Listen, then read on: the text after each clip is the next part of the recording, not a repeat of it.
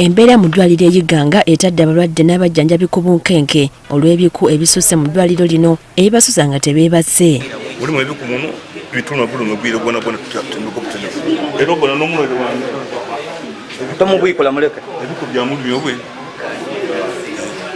Ebiku bya mulumye twasuze nga tuyama butyame. Dr. Anna Mate akulira eddwaliro lino akakasizza ng'ebikubu ebiri ebingi wabula nga balina enteekateeka okubifuuyira. It requires deep fumigation and there are specific people who do that. So it's hard to just, it's the kind of thing where you need to do in depth. So you control a bit on the surface, yes, but it requires the actual fumigation. So as soon as we have money, that will be the first item. Ng'oggyeko ebiku by'ebyensula byagenda wala anti ebitande ebimu tekulina mifaliso so nga n'ejje egiriko kuliko butundutundu. Aye ebitanda kuzira mifaliso n'ebifaliso ebiri ku bikutukutu mulimu ebirumi bituuma muno bakuleesa oli wa accident bakutere ku kifaliso kiti oba ojja kuwona naye emiyandu yetu gye ebitoyo ebirye byona bibeeya bityenengere oli wa accident bakutwera n'asuntumala y'otya ekijimbi gyavunda era zigwana na muntu kutyama kutyame abandi mugera bugere bikubya iduloomu omusaayi biri musaayi mwerere so bibino songa datoyi balwereye beyambira n'ebiyigo n'ebinaabira abantu kye banaabira bikyafu toyidde idula bifudulula bufudulule kazambi. We've had a discussion with the district engineer's office already.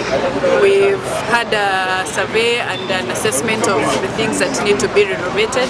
So we are going to be able to send that as a whole to Ministry of Health, and we hope that we should be able to get some funds maybe in the next financial year. Okugeza kwa kuziyiza ekizibu kino ab'ekibiina Kiyiganga Health Association nga bayambibwako Captain Mike Mukula badduukiridde eddwaliro lino n'emifaliso kw'ossa n'ebikozesebwa ebirala okuwa abalwadde obulamu obujja.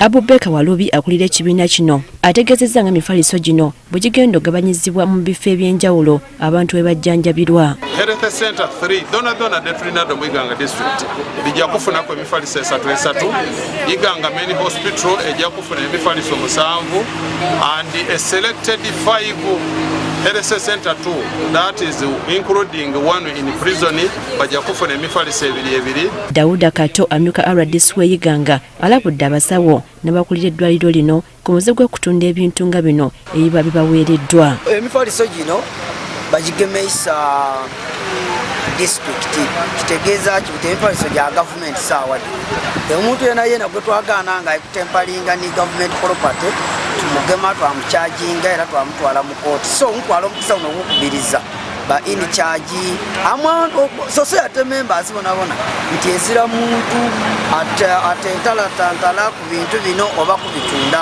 bwe tunakwagana ng'oli kubitunda tujja kugema kubumbe mugenda amateeka. Eddwaliro lya Iganga si ly'eryokka litawanyizibwa ekizibu ky'obutaba na mifaliso gimala amalwaliro ga gavumenti agasinga obungi gayita mu bizibu bye bimu.